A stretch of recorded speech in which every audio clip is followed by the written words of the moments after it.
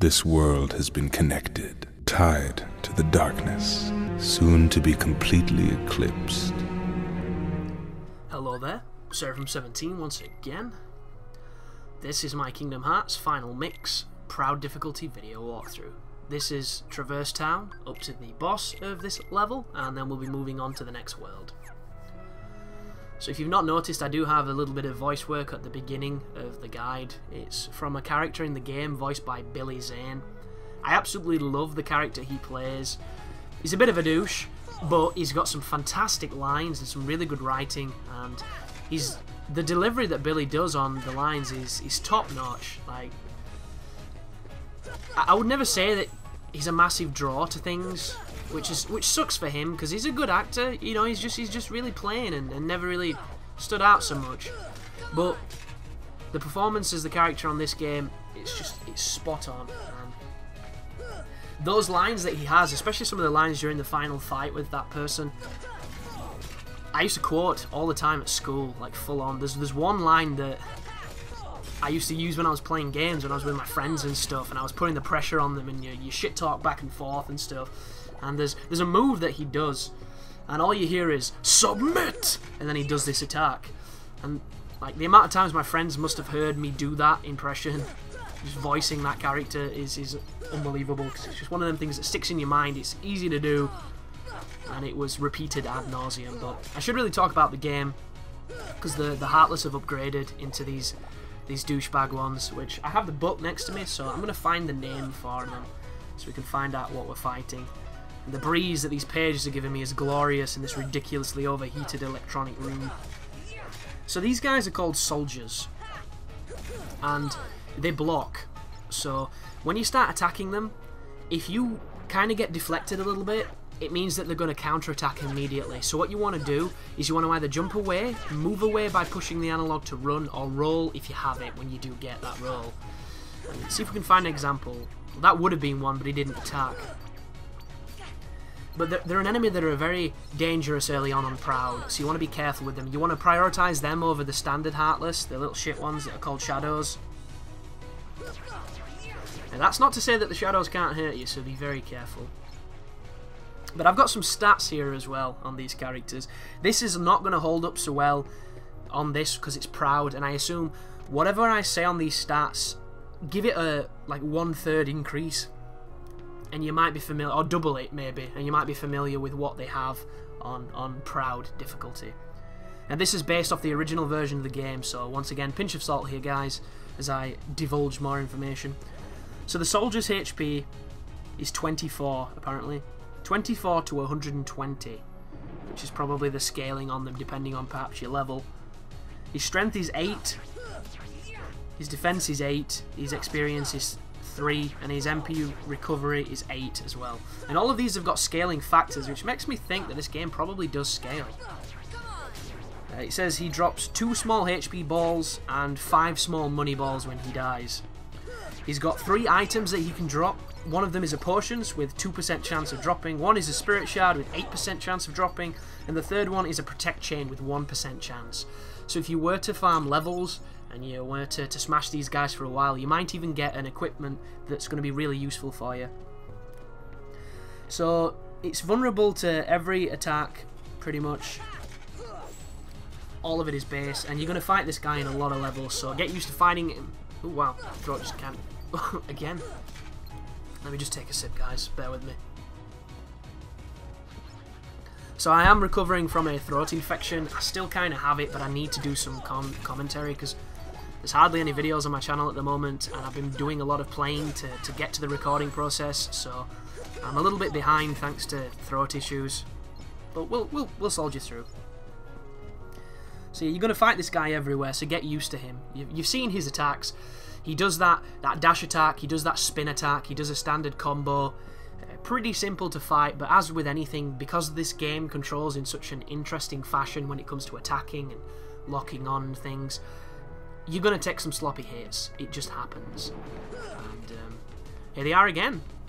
So the way that I personally like to fight them is I really like to do the air combo. So lightly press jump so that you're not holding it so you don't go too high. hit them with the air combo, and as you land, start the ground combo. And if done successfully, it's usually enough to kill them. And then pick up all the delicious monies. But at this particular point, you don't have to do what I'm doing. I'm just exploring a little bit. Because once again, it's the beginning of the game.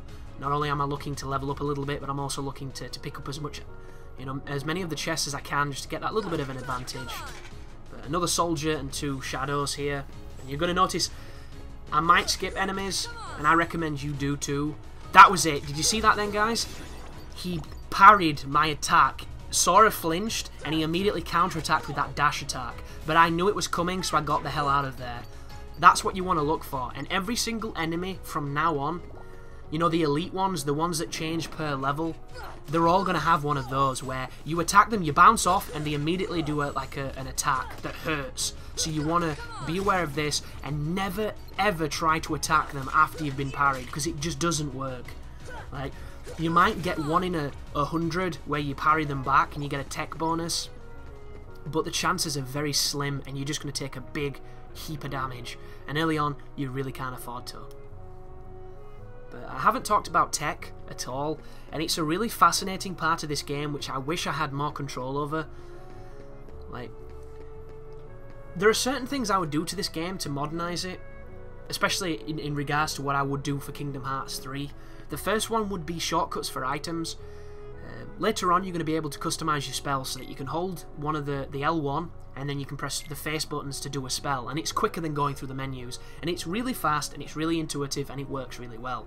But for some strange reason, they didn't give you the same options with the healing items. So the healing items are always clunky, they're always awkward, and unless you're a wizard at moving one analog while messing with a D-pad, which takes quite a lot of fucking, jet pilot skills to do, you're probably not going to be that mobile or that evasive. And regardless of how much you move, some enemies track so well that you're going to get hit unless you're rolling, and you can't exactly roll and be going through the items because I think it cancels it, which is another thing I would change. But just the ability to have a shortcut to your items so you're not fucking about on that list, because you've got to press down 3 times, X, then down a couple of times to pick your item, then X to use the item, and then the item itself has an amount of time to be used where it can be interrupted, and it's not good, I don't think, but it's deliberate, so it's how they wanted it to be. And I understand it for balance reasons, but there's just something about it that really, really bothered me from day one and made it really much more difficult than it needed to be. But the second thing would be to customize the combo that Sora does. So, Sora does very specific moves with the Keyblade. They're pretty much all the same until you add to them by having certain abilities. Like, he'll do the thrust into a swing, and then like a 3-hit combo that finishes with a turning horizontal slash that's kind of your crowd control slash knockaway ability. And it's the same in the air. He does an uppercut, he does an extra swing, and then he does a spinning tornado-y swing. Sometimes you'll get an extra stuff if you've got abilities, so on and so forth. But they're all fundamentally very similar, and they don't change that much. So what I would have liked was the ability to go in and select what attack goes at what stage in the combo. And I know this is, quite complicated for a pretty simplistic combat, but it would make so much difference. And it would enable you to, a little bit like Godhand did this fantastically, essentially make the combo you want the character to do. So if you want a short range but quick sequence of attacks that when you're in their face you're guaranteed to land all of them because none of them are ambitious, none of them are slower than the other, they're all bum bum bum, then that's what you can have. If you want it to be slower ones, longer range ones to control crowds, or just ones to focus damage where you do big hits that are easier to miss but when they land they're brilliant, then you can have them. And the reason I would do this is so that I had a reliable first attack that I could control that was a little bit more useful than the one that Sora does as a standard, which is just the first swipe. So that I could have specific attacks that would tech better, that I knew the timings on, and that I could use to tech things reliably. Or even a move that gave you iframes that teched really well, because it was like a multi-hit move. The options for this are limitless. But I'm going to carry this on after this boss fight, because this guy needs to be spoken about. So this is the guard armor, and he is very difficult early on because he'll kill you super fast. What you need to do is you need to destroy each body part and when you destroy his body parts, his attacks differ slightly. So I would recommend going for the feet first, although I'm going for the hands. Each body part does an attack that you can look for, you can evade, and then you can punish. When you get him down to just his chassis, he's going to start doing a very powerful tornado move that tracks and covers the full arena. And when I was first fighting him, I had no idea how to evade it, and it was brutally butchering me. And then I drifted into a corner at one point trying to run away, and it turns out he cannot hit you when you're up against the corner. So it's the answer to evading that attack every time, and it makes the last phase of this fight super, super simple. But the strategy is what you can make it. Evade his attacks, come in and punish him. Evade the attacks, come in and punish.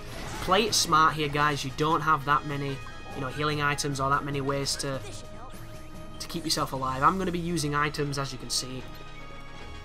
But we've taken out one of the arms. Every time you take out a limb, it's going to give you some HP, so it rewards you with life.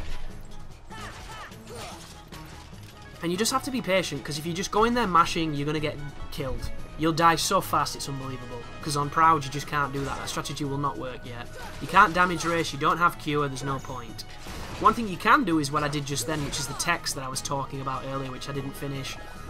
If you attack somebody just as they start to attack you, you will neutralise that attack and get a tech bonus, which I think it's a fighting game reference, the teching.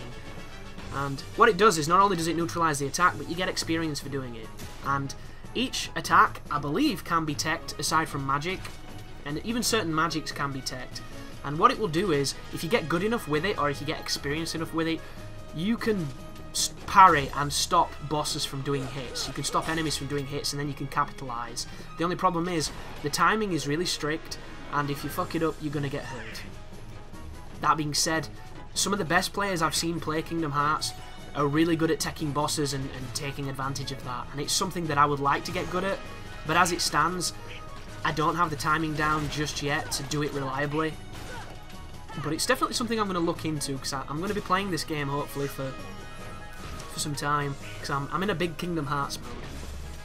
Well, here's the stats on the boss anyhow, guys. I might as well use the book while I have it. So where are the bosses? That's Dark Side. Right, Guard Armour. So the torso has 700 life, it has 8 strength and 8 defense, and 110 experience it will give you, and 12 MP recovery. It's a 100% item drop called Brave Warrior. And then the gauntlets have 84 life, the legs have 196 life. Interesting. So yeah, pretty standard stuff, and we've just killed him. Which is pretty standard too. So now that we've killed him, there's a bunch of cutscenes that I've just trimmed out, and you'll notice, do you see what was happening there? That was me attacking. When I was recording, I was watching something, and because it was a cutscene and then there was some talking that I can't skip and I have to skip with the dialogue, I was pressing X to skip the dialogue, and I was still watching what I was watching and didn't realise that I was back in control. So, just a little bit of a behind the curtain there. But now that we've got this new item, you want to equip it on Sora immediately, because it's just useful. And you want to go through your inventory, equip your guys with whatever you can at this moment in time, equip whatever items you want to. Another thing that's worth doing too, you want to go into the behaviours of your buddies. Change the behaviours to how you want them to play. One of the things I always do is I tell them to use items in emergencies only, because if you don't, they're going to blow through your items so quickly. Like, they blow through items like Whitney blew through Coke, just unbelievably quick. And it doesn't benefit you, because they'll use them before you need them to. And that is another thing that I would love to change on the game.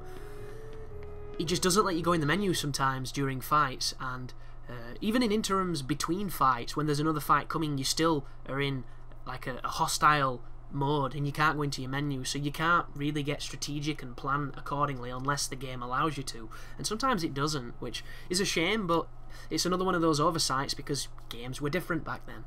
But thank you for watching, and you take care now.